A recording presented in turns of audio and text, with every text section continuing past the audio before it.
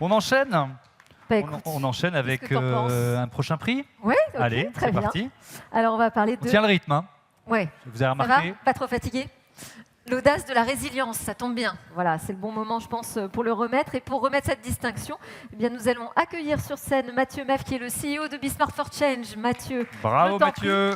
Et il est accompagné de Xavier Bailly, le président de l'ARE.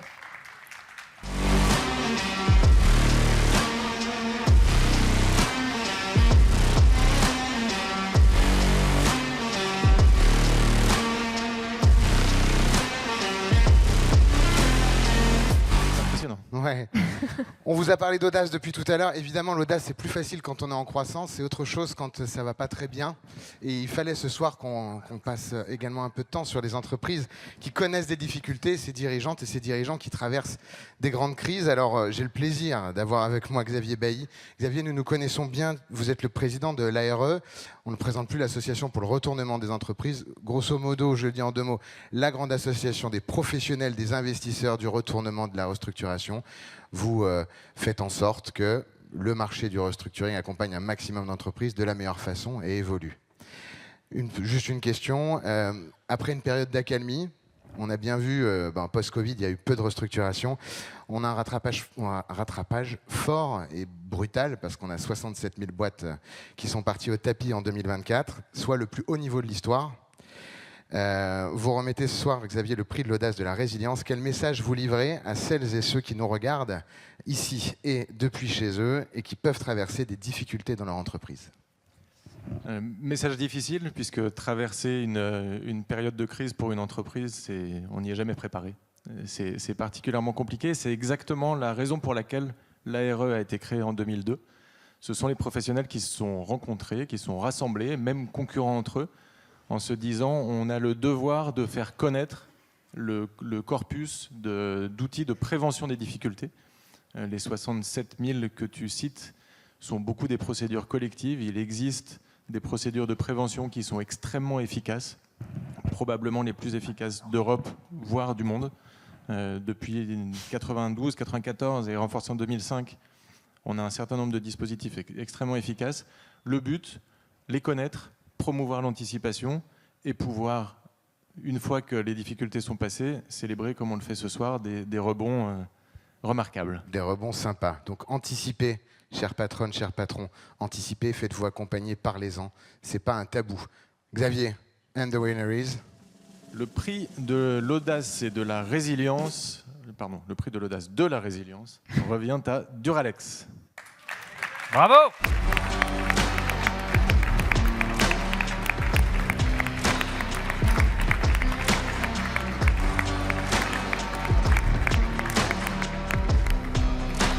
François Marciano, le directeur général de Duralex. Bonsoir, félicitations.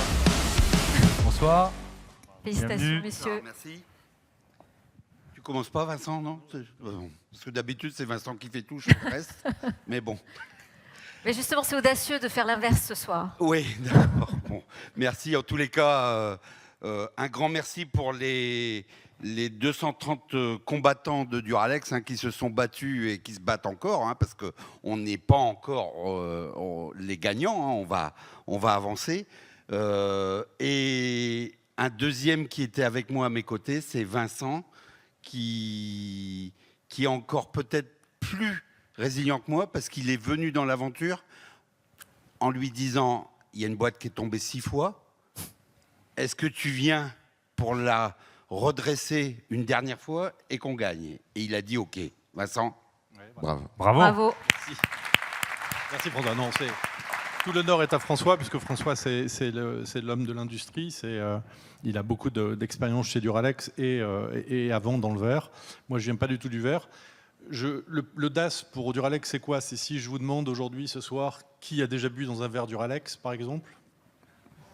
Qui a déjà bu dans un verre Duralex? Bon, je ne vous vois pas, mais j'imagine que vous êtes assez nombreux. Ouais, pour je les crois autres, il y a www.duralex.com, vous n'hésitez pas.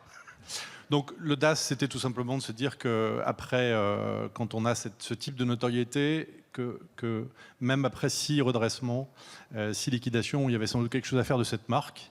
Voilà, donc c'est beaucoup de travail maintenant. Donc pour nous, le DAS, c'est évidemment essayer de redresser cette société. C'est un projet de relance, par le commerce, un projet de relance par le marketing, un projet de relance par la marque, et évidemment un projet industriel. Je pense que Duralex, c'est cette vieille dame qui fête ses 80 ans cette année avec un outil industriel qui est absolument fantastique. Je vous invite à le visiter. Vous êtes les bienvenus à Orléans, la chapelle Saint-Mémin, pour le visiter. Voilà, donc l'audace, c'est perpétuer ça et de relancer une société, non pas par la restructuration, par les coûts, mais par, on va dire, par une reconquête commerciale. Bonjour Xavier Bailly, merci beaucoup d'être avec nous. Alors vous êtes président de l'Association pour le retournement des entreprises, l'ARE. Vous êtes aussi remettant du prix de l'audace de la résilience. Alors j'ai une question à vous poser. Est-ce que la résilience d'une entreprise passe forcément par l'audace ? C'est une excellente question. Est-ce qu'elle passe forcément par l'audace ? Je pense qu'il faut de l'audace dans le cadre d'une résilience. On va parler d'une restructuration, d'un retournement d'entreprise. Il faut de l'audace pour y faire face. C'est jamais une bonne nouvelle, on n'est jamais préparé, donc on est forcément poussé en dehors de ses limites.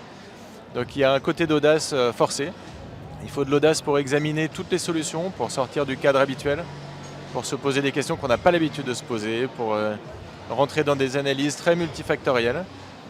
Donc là aussi ça requiert de l'audace, et dans l'audace, moi, il y a quelque chose que j'aime beaucoup, c'est la ténacité, qui est un peu une notion incluse dans l'audace. Il faut être très tenace, déterminé pour traverser ces périodes qui sont extrêmement difficiles. Et enfin, de l'audace pour continuer, c'est-à-dire qu'une fois que la restructuration, que l'intensité de la renégociation est terminée, une restructuration, un rebond, ça s'inscrit dans le temps. Et donc c'est de l'audace de longue durée, et il faut un petit peu de chance. Et comme le dit la maxime qui est sur le stade Philippe Chatrier à Roland-Garros, la chance aux audacieux. Oui, merci beaucoup Xavier Bailly. Merci beaucoup.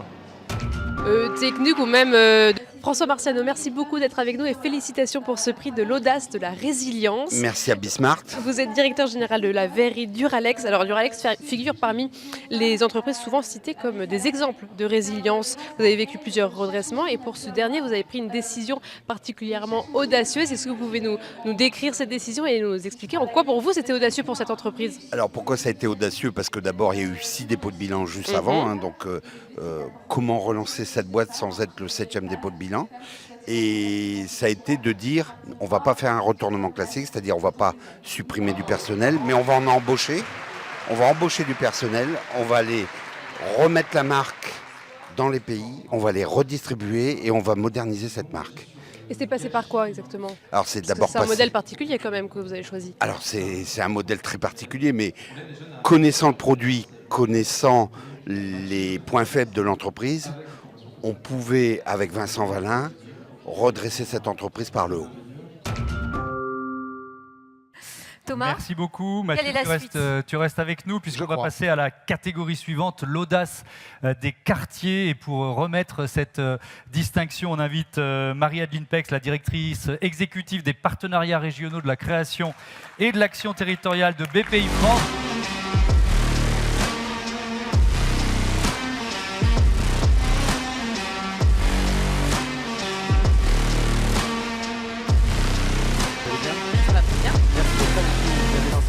Entrepreneur Quartier 2030. Vous soutenez l'entrepreneuriat dans les quartiers prioritaires de la politique de la ville, les QPV. Fin 2023, c'est lancé, opéré par BPI France, financé par l'État et la Caisse, avec pour ambition d'accompagner 100 000 nouveaux entrepreneurs d'ici 2027. On est à mi-parcours. On fait le point. Ouais, entre 23 et 27. Oui, alors je ne vais pas faire le film. Hein. La réalité, c'est que ça a été lancé plus tôt en 2024 et qu'on est quand même à mi-parcours parce qu'en 6 mois, on a fait le job du mi-parcours qu'on aurait sans doute dû faire en 2 ans. Bravo. Bravo. C'est pas de l'audace. Alors, on l'a fait notamment grâce à certains qui sont dans la salle et qui se reconnaîtront, qui sont les partenaires de BPI, qui sont notamment réunis au sein du collectif Cap Créa, qui sont partout en France et qui sont là pour accompagner les entrepreneurs dans leur réussite entrepreneuriale. Je voudrais juste dire que c'est pas audacieux de notre part, c'est juste du bon sens. Les entrepreneurs, ils sont partout. On a fait une petite plaisanterie tout à l'heure sur BPI qui est derrière pour leur permettre d'aller de l'avant. On est derrière partout en France parce qu'on est BPI, toute la France. Et qu'il était à ce titre parfaitement normal d'accompagner aussi la réussite des entrepreneurs et des entrepreneureux qui sont dans les quartiers et qui ont les mêmes chances que tout le monde d'aller au bout. Et je suis très heureuse de dire à Delphine que les 3 lauréats qui sont là sont ses futurs clients. Voilà. Parfait. On a une très rapide vidéo à regarder puisqu'on peut en parler de ce programme, mais on a même quelques images du lancement à l'Élysée il y a quelques mois. J'espère donner envie à d'autres femmes qui, comme moi, veulent être autonomes, veulent être un peu plus indépendantes, de leur dire d'y aller et de croire en elles. Je trouve que c'est une belle histoire française qu'on voit là. Les quartiers, c'est la France. C'est même probablement la France de demain. C'est de là viendra l'énergie qui va nous transformer. Il faut donner une dimension d'entrepreneuriat et c'est ça qui doit s'ajouter aux autres dimensions de la politique de la ville. La promesse républicaine, c'est une promesse où chacune et chacun doit pouvoir se dire « c'est possible pour moi ». La meilleure façon de parler aux entrepreneurs, c'est que ce soit des entrepreneurs qui leur parlent. Donc on compte sur vous. C'est une réelle valorisation de ce qu'on fait, du Made in France. On va garder en souvenir à vie. Mais ne lâchez rien, parce que c'est vous qui la faites, la République. Et on sera à vos côtés à chaque seconde. Vive la République et vive la France.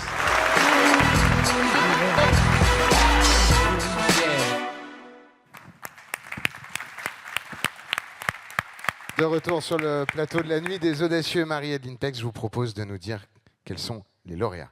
Vous aurez compris qu'eux ont compris que comme le président ne vient pas toujours aux soirées, il faut aller chez le président pour être sûr d'avoir le président aux soirées. Alors les 3 lauréats sont 3 des 6 lauréats talents des cités. EasyBiot, Finition Net Bâtiment et Studiavia. Bravo.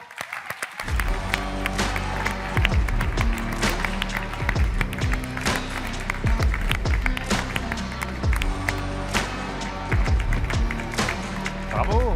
Félicitations. Félicitations. Bravo.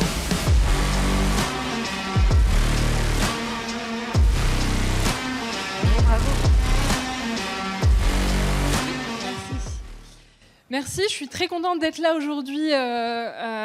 Pour moi, l'audace, juste en quelques mots, pour moi, l'audace et surtout pour EasyBiot, c'est refuser le statu quo où on a actuellement en 2025 3 millions de Françaises et de Français qui rencontrent en moyenne 10 ans d'errance médicale. L'audace pour EasyBiot, c'est aussi d'être allé toquer à la porte du CHU de Nantes pour m'associer à 2 formidables médecins et ambitionner de révolutionner aujourd'hui la thérapie du syndrome de l'intestin irritable, qui est une fameuse maladie invisible qui bouleverse la vie d'énormément de personnes. Et voilà, l'ambition de créer la première thérapie digitale avec ces 2 formidables médecins qui me suivent dans l'aventure et de rendre un peu plus visible ce handicap invisible. On applaudit Voilà. EasyBiot, s'il vous plaît. Bravo. Bonsoir à tous. Alors moi, je suis ravie d'être là auprès de vous. Alors pour moi, l'audace, c'est de croire en soi, de dépasser ses limites, de dépasser ses obstacles et d'aller là où on peut penser qu'on n'a pas notre place et de réussir à faire sa place. Ça a été le cas pour moi. J'ai une société dans le BTP, dans la rénovation intérieure et extérieure. Et la particularité de ma société en tant que femme, parce que ça a été un défi, donc de trouver ma place, c'est de ramener les femmes dans ce secteur-là. À travers notre entreprise, on casse les barrières, on casse les codes. Et ce prix, je le dédie aux femmes, à mes salariés, car grâce à elles, chaque chantier qu'on a pu avoir... et chaque chantier, on a pu les mettre qu'ils puissent travailler. Ça a été une réussite et ça a été une fierté. Donc, je les remercie du fond du cœur. Et le but, c'est d'attirer plus de femmes, plus de jeunes femmes, plus de femmes qui souhaitent se reconvertir dans ces métiers-là. Car pour moi, elles ont toute leur place, autant que les hommes. Donc, voilà. Bravo. Bravo.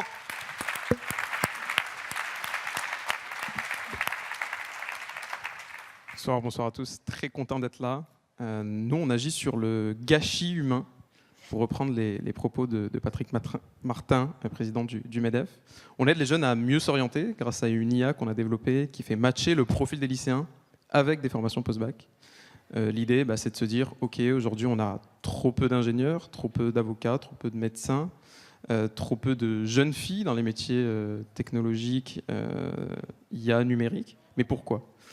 En fait, on se rend compte que le problème vient de la racine, pas seulement des quartiers prioritaires de la ville, des zones rurales, mais aussi dans les foyers les plus aisés, où on s'oriente mal, on s'oriente par défaut, on s'oriente pas par choix, mais juste pour suivre une tendance.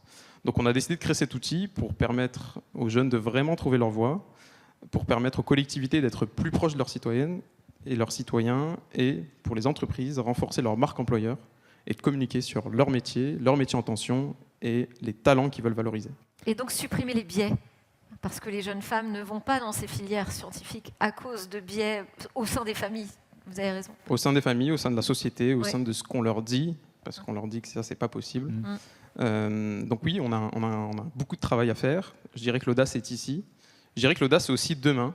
Moi, j'aime bien dire que les 2 moments les plus importants de notre vie, pour reprendre une citation connue, c'est le moment où on est né et c'est le moment où on découvre pourquoi. Merci beaucoup. Bravo. Bravo. Marie-Adeline Pex, merci beaucoup d'être avec nous. Bonsoir. Vous venez de remettre le prix de l'audace des quartiers. Vous êtes directrice exécutive en charge des entrepreneuriats au sein de BPI France. Est-ce que vous pouvez nous dire en quoi est-ce qu'il faut de l'audace, et l'audace plutôt que vous rencontrez dans l'accompagnement entrepreneurial que vous réalisez au sein de BPI France? Alors nous, l'audace de l'entrepreneur, on la rencontre tous les jours. Moi, j'ai la chance de porter l'ensemble des dispositifs de soutien à la création et à l'entrepreneuriat, et notamment les dispositifs de soutien à l'entrepreneuriat dans les quartiers. Et ce soir, j'ai eu le plaisir pour Bismart de remettre le prix de l'audace dans les quartiers. Et ces entrepreneurs des quartiers, ils sont particulièrement audacieux parce qu'en fait, ils ont à ouvrir plus de portes. Et on aide ces entrepreneurs à être audacieux, à être talentueux, à oser et à se développer autant qu'ils le peuvent en se faisant accompagner par les acteurs qui sont présents dans les territoires que BPI France soutient pour leur permettre de réussir leur projet entrepreneurial. Merci à vous. Merci beaucoup d'être avec nous. Est-ce que vous pouvez nous dire en quoi l'audace a été un élément fondamental, une caractéristique fondamentale pour la création de votre entreprise? Alors bonjour, donc je m'appelle Ibtissam. Moi pour EasyBiot, dont je suis la fondatrice, l'audace pour moi c'est vraiment de refuser le statu quo, comme je le disais tout à l'heure, vraiment de refuser qu'aujourd'hui on a 3 millions de Françaises et de Français qui souffrent d'une pathologie invisible et qui ont en moyenne 10 ans d'errance médicale. Voilà, vraiment refuser ce statu quo-là, et l'audace aussi d'être allée m'associer à 2 formidables médecins que je remercie dans mon comité scientifique pour créer la première thérapie digitale basée sur la science et sur les vrais besoins des malades. Pour moi, c'est ça l'audace. C'est ça l'audace, et c'est une grande audace et qui, j'espère, aidera beaucoup de personnes. Merci beaucoup. Voilà. Merci à vous. Merci. Merci beaucoup d'être avec nous. Est-ce que vous pouvez nous dire en quoi l'audace a été fondamentale au sein de votre entreprise et votre parcours? Alors, d'abord, je me présente, je suis Madame Benaya Khadija, je gère la société FNB, qui est une entreprise qui propose ses services dans la rénovation. Et pour moi, l'audace, c'est comme j'ai dit tout à l'heure, c'est d'aller dans un secteur qui peut-être on peut penser qu'on n'a pas notre place, mais de réussir à créer sa place parmi tous ces entreprises, on va dire masculins. Merci beaucoup d'être avec nous. Est-ce que vous pouvez nous dire en quoi l'audace a été une caractéristique fondamentale au sein de votre parcours et de votre entreprise du coup? Bonjour, donc je m'appelle Wassim Benouis, je suis ingénieur et je suis le cofondateur avec Yohan Ravel de Studiava.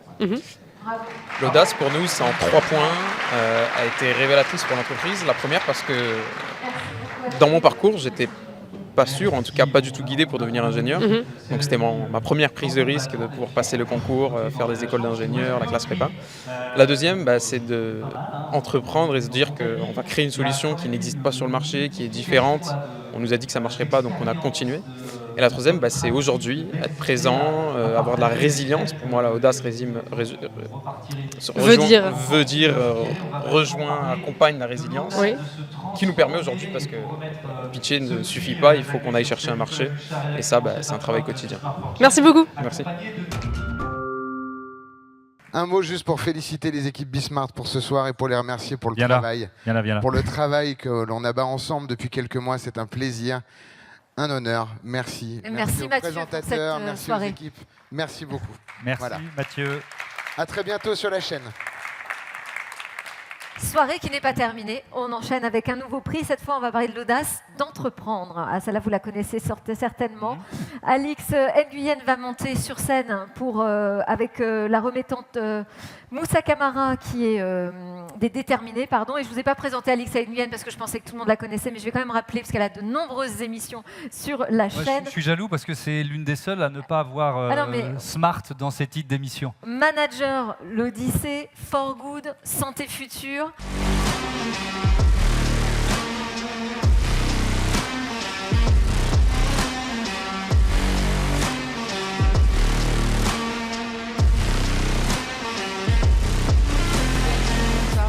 Bonsoir. Ce prix récompense celles et ceux qui osent, innovent et bousculent les modèles établis pour entreprendre.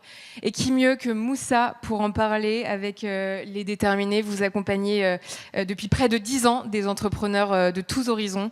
Moussa, à travers votre parcours et votre engagement, vous montrez que l'entrepreneuriat est un véritable levier d'inclusion et de transformation. Selon vous, qu'est-ce qui caractérise un entrepreneur audacieux ?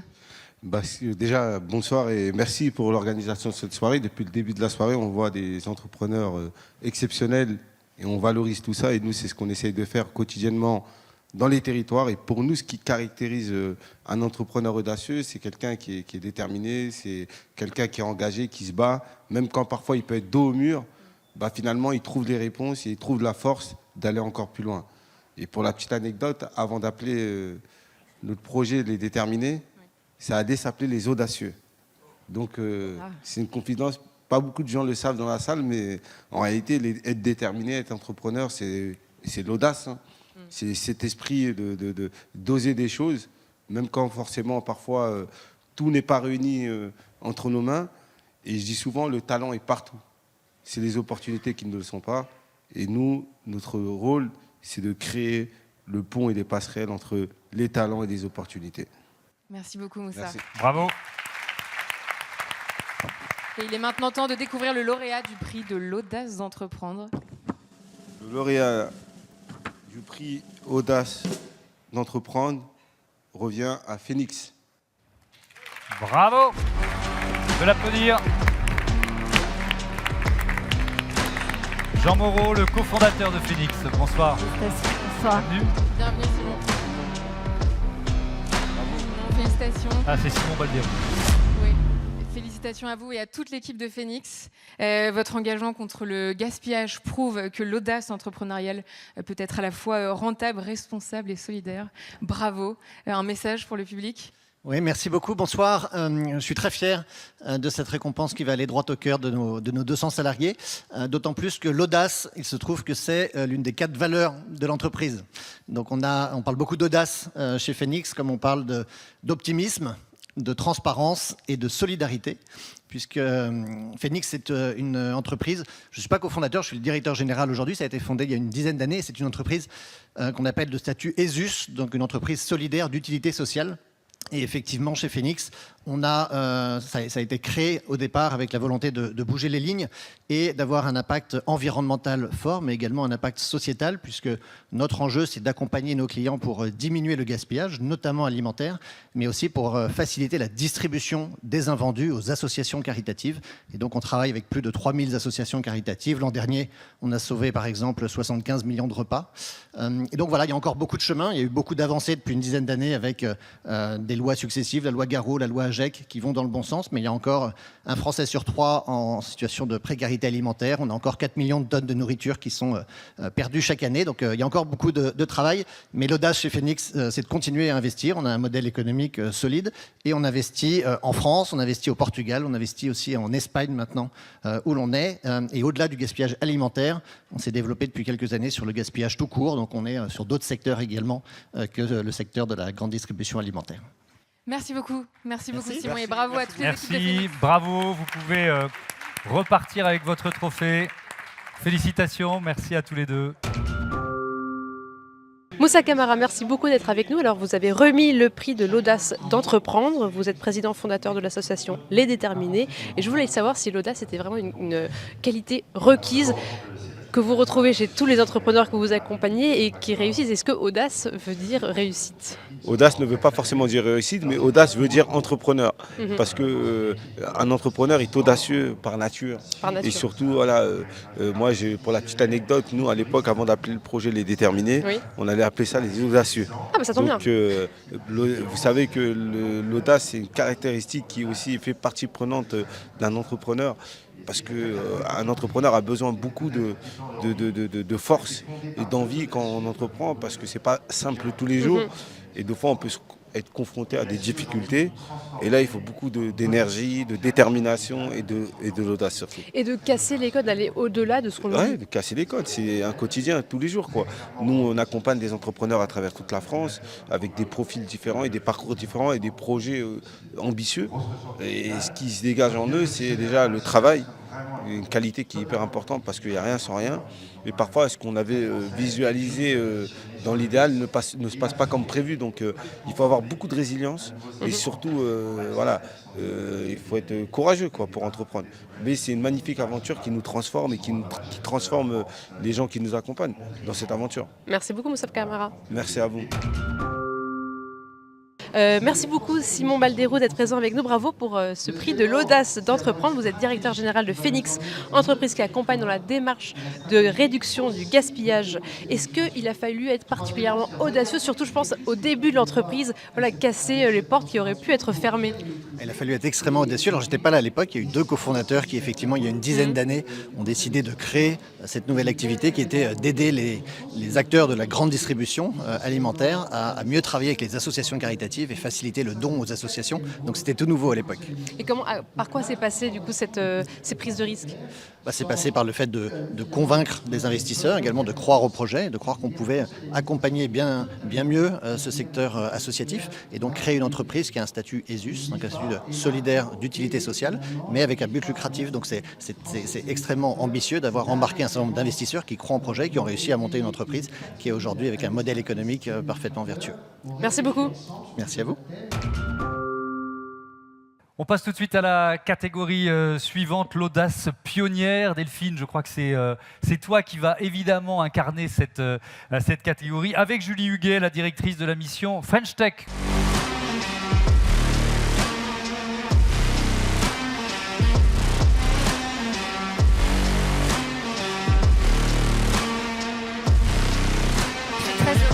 Que vous soyez là pour remettre ce prix. Vous avez succédé et vous travaillez aujourd'hui main dans la main avec la ministre du Numérique, Clara Chapaz. Merci beaucoup d'être avec nous. J'avais une question parce que dans la tech, de manière générale, on a beaucoup d'audacieux, mais en fait, c'est beaucoup de prise de risque. Et quand on parle de l'audace pionnière, on est vraiment là en train de parler de gens qui défrichent. Comment est-ce que vous pouvez les accompagner? C'est un moment très délicat, au moment où on arrive et finalement, c'est l'inconnu. Et oui, effectivement. Aujourd'hui, en France, on a 25 000 audacieux, finalement, qui ont créé des startups. Et parmi eux, une poignée qui ont investi, qui ont une vision qui est très claire et qui investissent dans de l'innovation pendant des années avant de pouvoir en créer un véritable business. Donc il faut du culot, effectivement, il faut de l'audace, beaucoup d'audace. Et ces entreprises et ces fondateurs, on a besoin de les accompagner dès le démarrage, de croire en eux. Et bien, donc c'est évidemment ce qu'on fait à la mission French Tech, et on les accompagne, on leur ouvre des portes, puisque lorsqu'on crée dans des domaines, lorsqu'on doit innover dans des domaines comme par exemple le quantique, l'intelligence artificielle, la santé, on se heurte parfois à des réglementations avant même de pouvoir commercialiser. Et donc à la mission French Tech, eh bien, on les accompagne dès le démarrage, on ouvre les portes des administrations, on aide à lever ces freins structurels, réglementaires, parfois culturels, on donne de la visibilité à ces projets, on les accompagne aussi d'un point de vue business, évidemment, on ouvre des portes avec le programme notamment Je choisis la French Tech. Donc voilà, on a créé des programmes d'accompagnement pour chouchouter ces audacieux et leur permettre eh bien, de devenir de vraies entreprises et de futurs leaders en France et à l'international. Et alors, qui ce soir est notre lauréat? Je propose d'ouvrir l'enveloppe, mais nous n'avons pas la bonne enveloppe. Attends, ici. t'as le prix précédent là. Donc voilà, je pense que ça c'est la bonne. Faut ranger la chambre. Julie. Alors, je suis très heureuse ce soir de remettre le prix à une entreprise qu'on accompagne, qui fait partie du programme French Tech 2030, donc de véritables pionniers dans le quantique, Alice et Bob. Bravo. Bravo. Alice et Bob, Raphaël Lescane. Voilà, il arrive. Raphaël Lescane, cofondateur d'Alice et Bob. Félicitations. Bravo. Alors, le quantique, il faut convaincre sur le quantique. Ça va être facile. Un micro.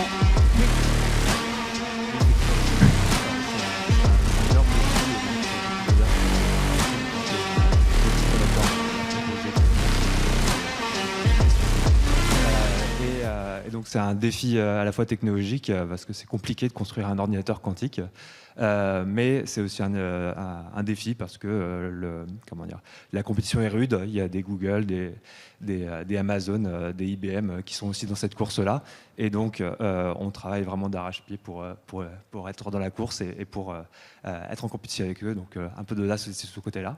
Et beaucoup de réussite. Hein, et beaucoup de réussite, oui, même. mais la route est encore longue avant d'avoir un vrai ordinateur quantique et d'avoir une vraie machine. Donc c'est pour ça qu'on prend un peu ce prix comme une marque d'encouragement dans cette longue route. Et voilà, merci beaucoup pour ce prix et merci beaucoup à French Tech de nous accompagner. Voilà. Bravo. Bravo. Félicitations. Julie Huguet, merci beaucoup d'être avec nous. Vous avez remis le prix de l'audace pionnière et vous êtes directrice de la mission French Tech.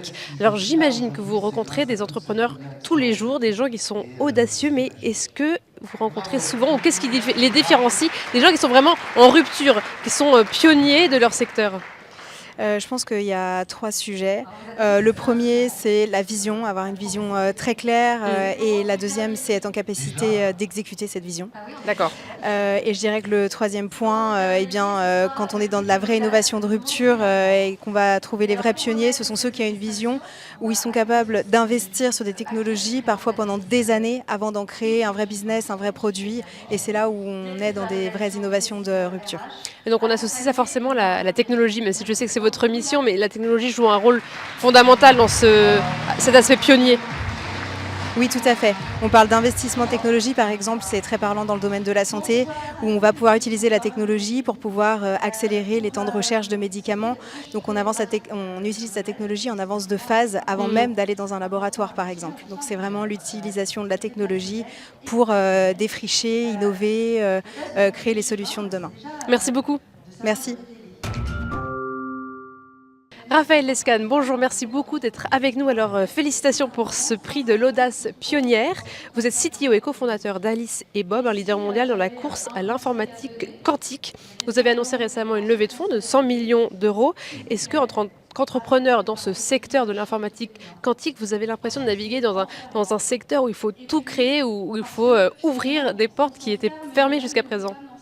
Oui, effectivement. Donc, en tant qu'entrepreneur dans ce domaine, on a la mission standard d'un entrepreneur qui consiste à créer l'entreprise, créer tous les process internes, toutes les fonctions. Et dans ce nouveau secteur qui est l'ordinateur quantique, on doit créer une machine qui n'existe pas, et également créer en fait toute une nouvelle filière qui va utiliser cette machine et préparer cette filière à son arrivée. Et donc effectivement, avec les équipes, on est tout le temps en train de travailler d'arrache-pied pour effectivement mettre en place tous ces différents éléments et faire avancer l'aventure. Et ça repose sur quoi ? Parce que c'est surtout vos compétences, connaissances. Comment vous faites pour aller au-delà de tout ce qu'on a appris jusqu'à présent ? Ouais. Donc d'un point de vue technique, vous voulez dire technique ou même de vision. Ouais. Donc effectivement, là, la question, c'est effectivement de savoir comment est-ce que on avance dans cette course technologique. Et comment est-ce qu'on finance finalement une aventure aussi longue que celle de l'ordinateur quantique. Et donc là, on réfléchit à comment est-ce qu'on accède au marché à notre marché premier, qui est celui des supercalculateurs. Et donc ça, c'est une des premières choses sur lesquelles on travaille, pour pouvoir effectivement continuer cette route qui a démarré il y a 5 ans et qui devrait aboutir à une machine utile d'ici 2030. Merci beaucoup. Merci. Merci Julie Huguet. Merci. On a mené cette cérémonie tambour battant, Delphine. Je continue de ranger la chambre. S'il nous reste 2 prix, donc je trouve qu'on est pas mal. Hein. On est dans le bon timing.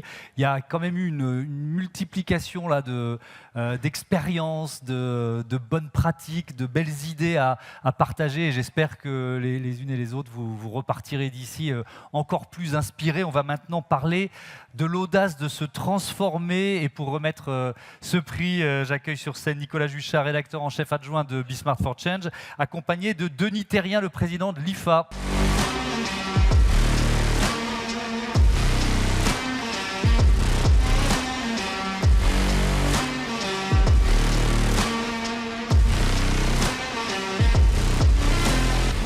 Et j'ai très envie de vous poser une question. Alors on va se tourner un peu plus vers la salle, comme ça on verra tout le Je monde. n'ai qu'une question et vous avez 30 secondes pour y répondre parce que nous on doit avoir l'audace de faire court ce soir. Se transformer pour une entreprise, c'est lourd de sens. Ça veut dire quoi? Ça implique quoi? On ne peut pas se transformer sans une bonne gouvernance. Qu'est-ce que c'est que se transformer? C'est d'abord d'avoir la femme et l'homme qui gèrent cette transformation. Le DG ou l'ADG, c'est le conseil d'administration qui prend cette décision. Deuxièmement, c'est avoir une stratégie qui va nous emmener dans un autre territoire. Et la stratégie est aussi votée au conseil d'administration. Troisièmement, c'est regarder tous les risques qu'il peut y avoir avec cette transformation pour bien les maîtriser et les réduire. Et ça aussi, c'est un rôle du conseil d'administration. Et le dernier élément pour une bonne transformation, c'est le communiquer essentiellement aux investisseurs ou partenaires financiers. Et ça, c'est le 4e rôle du conseil d'administration. Donc la transformation ne peut pas se faire sans finalement ce qu'on appelle une bonne gouvernance, c'est-à-dire un conseil d'administration qui est totalement aligné avec ce que veut faire là ou le DG. Et l'IFA est là pour aider finalement. L'IFA est l'Institut français des administrateurs. C'est la référence pour aider plus de 4000 administratrices et administrateurs. On réfléchit ensemble sur tout un tas de thèmes, qu'on soit une société familiale, une fondation, et on forme plusieurs milliers d'administratrices et administrateurs chaque année. Et là, j'avais l'œil sur le chrono. On est exactement à 30 secondes. C'est parfait. Bravo. Et j'ai très envie de savoir qui a gagné. Alors, qui a gagné? Donc, on parle de l'audace de se transformer et nous avons 2 gagnants, Elior de Richebourg et Accor. Bravo. Et j'accueille ici Steven Gay, directeur des relations internationales et de l'engagement public chez Accor, et Thomas Derichebourg, président d'Erichebourg Environnement. Félicitations. Vous allez bien? Ça va?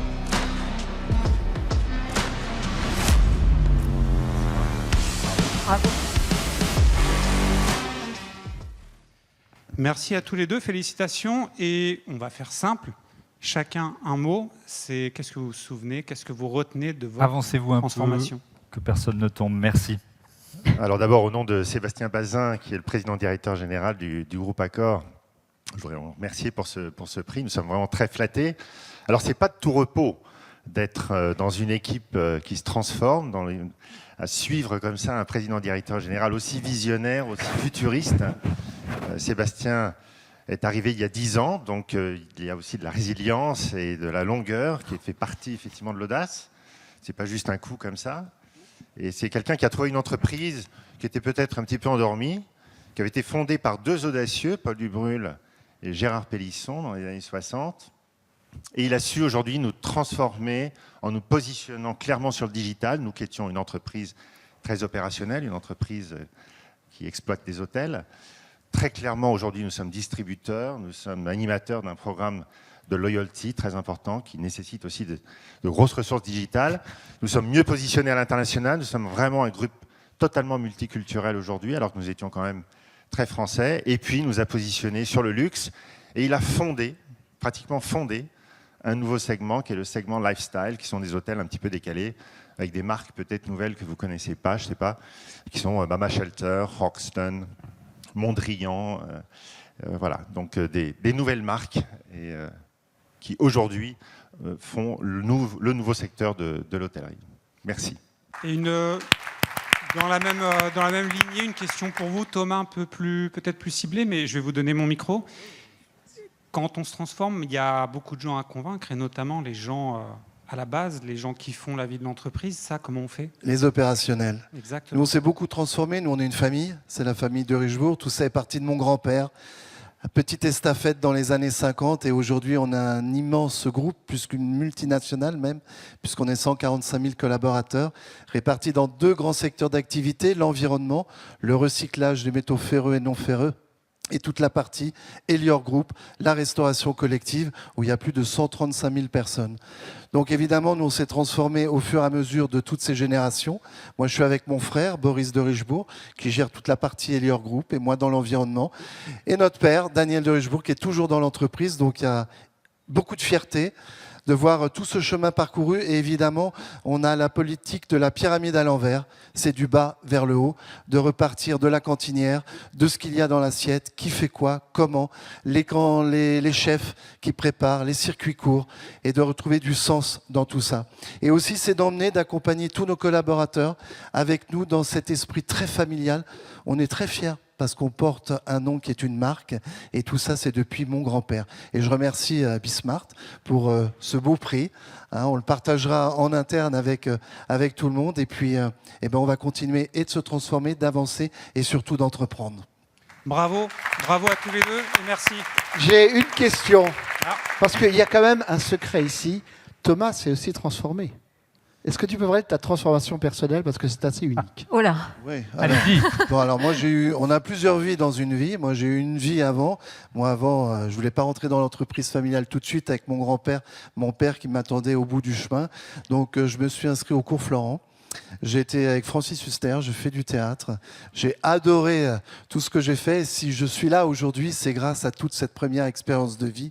Et c'était magique. Bravo. Merci beaucoup. Merci. Bravo.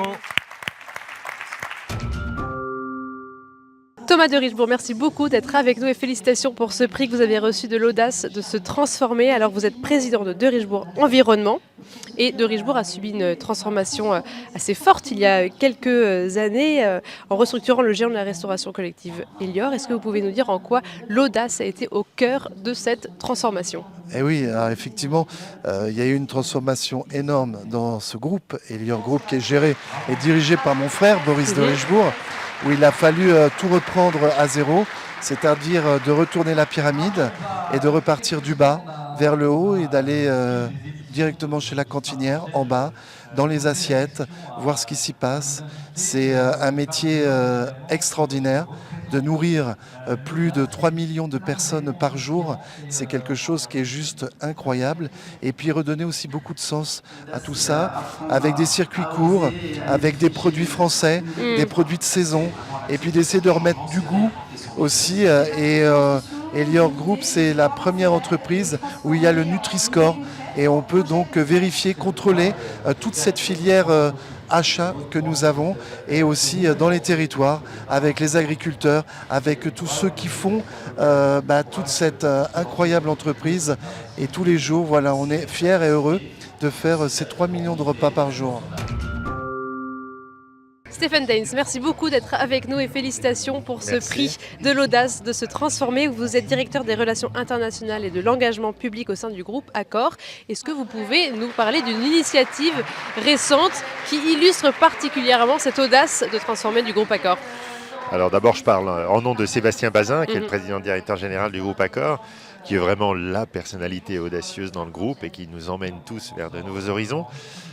Alors, il y a énormément d'initiatives. Je dirais que presque il en a une par jour, une idée par jour, donc il faut le suivre. Est-ce qu'il y en a une qui serait majeure? Une emblématique, je dirais, c'est d'avoir, il y a quelques années, en visionnaire, imaginé une hôtellerie de chaîne, mais décalée.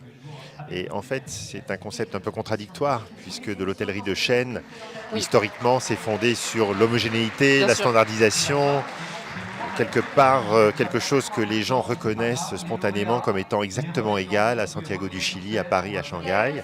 C'est des concepts un peu, concepts historiques de tous les grands opérateurs. Sébastien a imaginé des chaînes qui aujourd'hui offrent en fait un service complètement décalé, décoiffant, qui offrent des surprises, mais avec finalement quand même une trame qui permet aux clients de reconnaître que c'est bien une marque Mama Shelter, que c'est bien une marque 25 Hours, que c'est bien une marque Hoxton.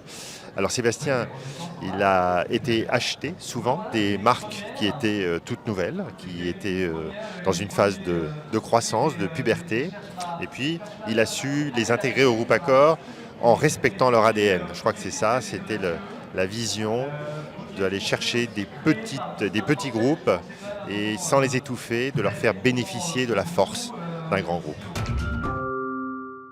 C'est le moment du dernier prix. Déjà ? Bah oui, on est bien, c'est vrai, ici en fait.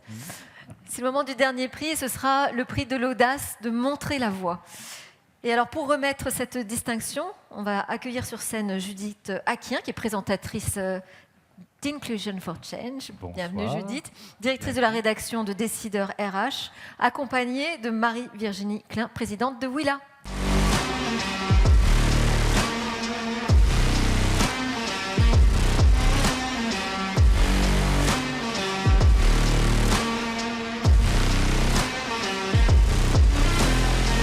Bonsoir à toutes et tous, bonsoir Marie-Virginie.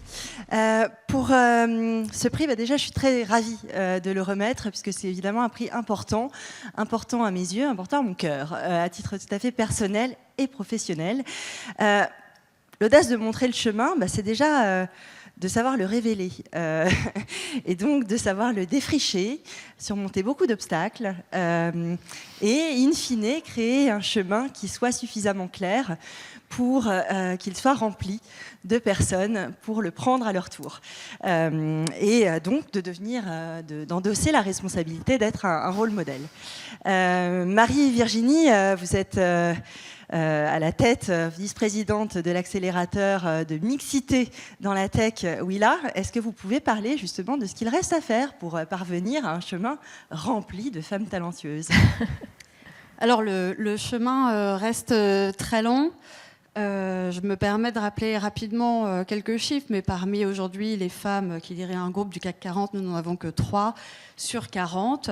Dans le monde de la nouvelle économie de la tech, c'est pas énormément mieux puisque parmi les licornes, il n'y a qu'une femme dans les CEO.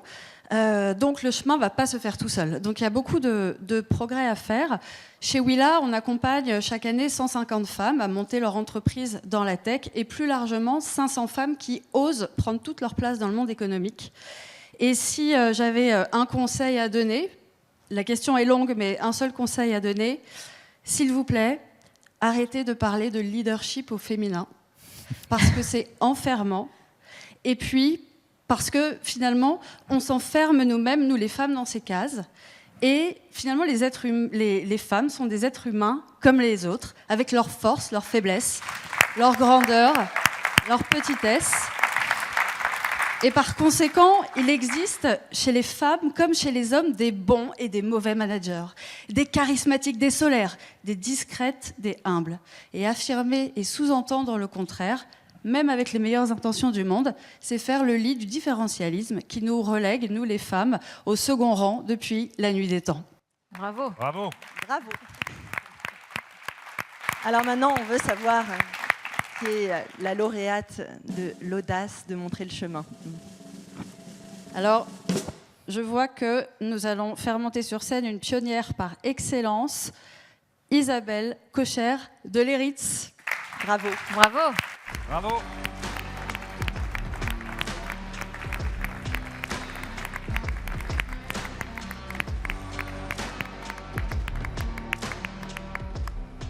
Bonsoir Isabelle, merci Bonsoir. beaucoup d'être ici avec nous ce soir. Bonsoir Félicitations. à tous. Bonsoir Isabelle, on vous félicite. Bonsoir. Très honorée. En 2016, à votre nomination, vous étiez la seule femme directrice générale au CAC 40. Aujourd'hui, vous êtes 4. Comment on fait pour continuer? Écoutez, d'abord, je trouve ça génial de faire une nuit pour les audacieux. Enfin, franchement, c'est pas banal. Et j'ai jamais vu ça, pour être tout à fait honnête. Donc je pense qu'on peut vous remercier pour ça, on peut vous applaudir pour ça. Je vous remercie. Je pense qu'on vit je pose ce prix si vous voulez bien. Mais je pense qu'on vit une période tout à fait inédite, en fait. C'est-à-dire que je trouve qu'il y a une espèce de paradoxe dans le fait qu'il n'a jamais été si clair qu'il faut changer de beaucoup de choses, de façon de consommer, de produire, de se déplacer, etc. Et jamais si peu clair de comment on va le faire. Et cette espèce de paradoxe-là, il montre quand même que bah oui, on a besoin de gens qui sont des entrepreneurs, qui sont des audacieux, justement.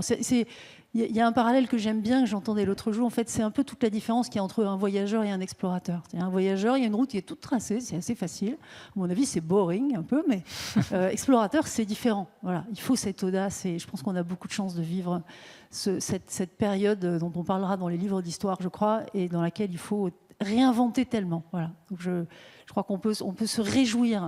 Oui, ça pose des tas de questions, mais on peut se réjouir de ça. Merci. Bravo. Et donc, comment est-ce qu'on prend la responsabilité d'être une rôle modèle? Parce que c'est ce que vous êtes pour beaucoup de femmes. Et donc, qu'est-ce que ça induit? C'est quelque chose que j'ai jamais décidé en fait. Moi, non, mais c'est vrai. Moi, je me suis retrouvée dans un secteur passionnant qui est le monde de l'énergie, qui est passionnant parce qu'avant tous les autres, il a été confronté au besoin de se transformer pour de très très bonnes raisons. Et en plus, dans un groupe magnifique qui s'appelle Engie, que je pense que vous connaissez ici. J'ai passé 20 ans. Et Engie est un groupe super engagé, un ADN justement d'entrepreneurs depuis, ce qui n'est pas facile pour une très grande organisation, et qui avait comme motto amener l'énergie là où il n'y en a pas. Je le fais un peu plus langage courant que le vrai motto, la vraie baseline, mais peu importe, c'est ça que ça voulait dire. Et du coup, cette entreprise a bâti dans beaucoup de pays du monde des infrastructures, des usines de production d'électricité. Et elle l'a fait avec les technologies de l'époque, c'est-à-dire concrètement du charbon et du gaz. Et cette entreprise super engagée, qui a pris des risques dans des pays compliqués pour amener l'énergie, s'est retrouvée confrontée à être concrètement l'un des premiers émetteurs de CO2 du monde. Voilà, et donc on s'est retrouvé dans cette situation. Moi, j'ai eu la chance de vivre cette période charnière où effectivement il a fallu un petit peu d'audace pour se dire en réalité on va transformer cette force qu'on a et qui fait qu'on était leaders mondiaux dans ces technologies thermiques, on va devenir un leader mondial dans autre chose. Et cette autre chose sont les solutions décarbonées, les énergies renouvelables, l'efficacité énergétique, et c'est ce qu'on a fait. Un immense bravo. Bravo. Bravo, merci beaucoup. Félicitations. Isabelle Cocher de l'ERITS, merci beaucoup d'être avec nous et félicitations d'avoir été lauréate du prix de l'audace de montrer la voie. Alors vous êtes chairman et co-founder de Bluenomi et ex-CEO d'Engie. Est-ce qu'au sein de votre parcours ou de votre entreprise, vous avez eu l'impression, le ressentiment de montrer la voie et d'ouvrir des portes qui étaient fermées? Chez Engie, oui, on a montré une voie qui était celle d'une transformation assez forte, d'un modèle qui était un modèle très carboné de production d'énergie, à partir de gaz, de charbon par exemple, à un leader des énergies renouvelables et du service. Et de montrer que c'est possible tout en créant de la valeur. C'était ça notre particularité, c'est qu'on a été capable de faire ça tous ensemble en générant beaucoup de création de valeur économique, pas beaucoup pour la société. On a diminué notre impact carbone énormément, mais en créant de la valeur pour l'ensemble des parties prenantes, et c'était ça le gros challenge en fait. Et après vous avez changé d'échelle avec Bluenomi, et là aussi j'imagine que c'était une autre aventure entrepreneuriale. C'est une autre forme d'audace. Moi je suis passée d'une très grande entreprise, 150 000 personnes, à une PME littéralement, que nous avons cofondée à quelques-uns, qui compte aujourd'hui un peu plus de 100 collaborateurs, et qui est spécialisée sur justement les transitions. Nous ne faisons que ça, accompagner des grandes entreprises, un peu comme Engie du coup, ou bien des grands fonds d'investissement pour trouver le chemin, un peu la ligne de crête qui permet de transitionner en créant de la valeur. On appelle ça transition to value dans notre jargon, mais je pense que ça dit bien ce que ça veut dire. Et donc sur la ligne de crête, en fait, c'est ça, ouvrir la voie. Si vous voulez, oui. Merci beaucoup. Merci. Marie-Virginie Klein, merci beaucoup d'être avec nous. Vous avez remis le prix de l'audace de montrer la voie et vous êtes présidente de Willa. Est-ce que vous pouvez nous dire pour vous, il a fallu des rôles modèles particulièrement audacieux pour ouvrir cette voie à un entrepreneuriat plus inclusif? Oui, il en faut encore. Aujourd'hui, Willa, on accompagne chaque année 150 femmes à créer leur entreprise dans la tech et dans l'innovation, et plus généralement 500 femmes à oser prendre toute leur place dans le monde économique. Et donc, Le problème, c'est qu'il y a peu de rôles modèles de femmes entrepreneurs ou de femmes dirigeantes du CAC 40 ou fondatrices de licornes, etc. Ça, c'est le premier problème. Mais le deuxième problème, c'est qu'il nous manque des rôles modèles de femmes qui soient aussi des femmes un peu imparfaites. C'est-à-dire que toutes les femmes qui réussissent pas ont un coché peu toutes les cases. Exactement. Et je crois qu'il faut accepter son imperfection et même sûrement en faire un atout. Merci beaucoup. Merci. Bravo, depuis quelques semaines, on a au fil des émissions de Be Smart for Change, posé la question à nos invités, femmes et hommes évidemment, sur ce que représente l'audace. Il y a eu plein de réponses inspirantes et on va en regarder quelques-unes. Ça me ferait plaisir. Allez. L'audace, c'est apprendre à oser et à aller défricher de nouveaux territoires. C'est vraiment l'acceptation du changement, c'est réinventer son business. C'est partir d'une intuition, d'une idée, d'oser croire en ses rêves et les transformer en idées concrètes, en projets concrets. C'est le courage de faire des choses qu'on pense impossibles, que les autres pensent que vous ne savez pas faire ou que vous-même pensez au départ ne pas savoir faire. C'est le courage de dépasser un blocage, c'est le courage de se lancer dans quelque chose qui paraît si difficile. C'est la capacité de saisir les opportunités, même quand on a peur et qu'on pense qu'on n'est pas prêt. Parce qu'on n'est jamais complètement prêt. Et je pense que la réponse qu'on peut donner, c'est d'être audacieux. Audacieux pour continuer à grandir. Audacieux pour continuer à investir dans l'innovation. Audacieux pour se développer à l'international. C'est rentrer dans une salle où on est la seule femme et ne pas se demander pourquoi on est là, mais se demander pourquoi en fait on n'est pas plus nombreuses dans cette salle. Et le courage aussi, qui va avec l'audace, le courage de maintenir contre vents et marées, avec le vent dans le dos ou le vent de face, pour pouvoir aboutir à une solution qui changera définitivement la société. C'est de imprimer une trace importante, d'y tenir et d'avoir le courage d'y tenir. Parce que ce qui ne dure pas n'a pas d'intérêt. C'est de créer, d'innover et d'expérimenter, et j'ajouterais avec une forme d'impertinence. C'est tout simplement d'entreprendre, c'est de créer une entreprise, c'est de reprendre une entreprise qui n'était pas la sienne. C'est d'être sous-optimal, c'est-à-dire d'accepter de ne pas faire de la performance à tout prix, mais de créer une structure qui est robuste, qui respecte les limites planétaires. L'audace évoque pour moi une forme de courage mêlé d'intuition et de prise de risque.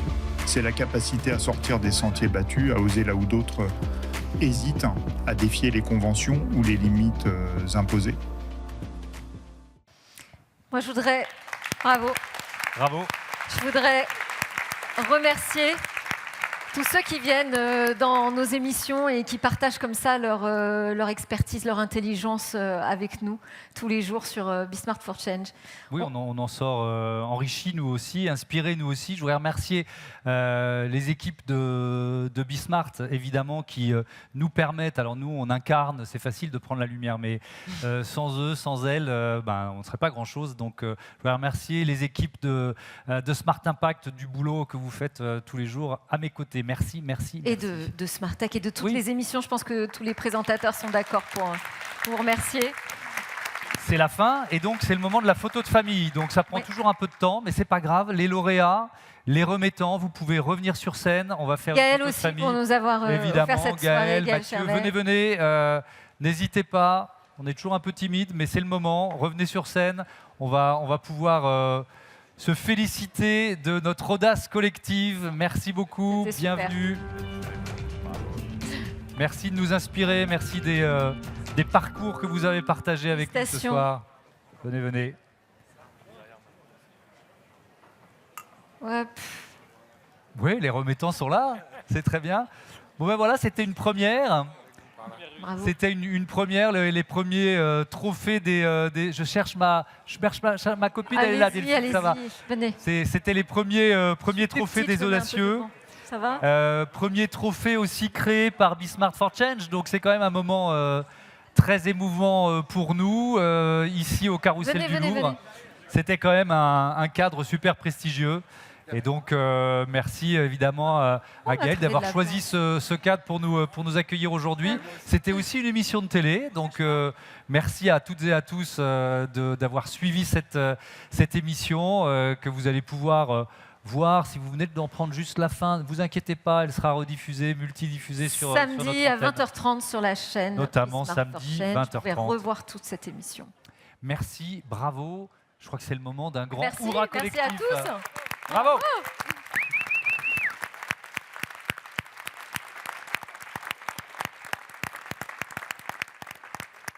Merci encore. Merci beaucoup.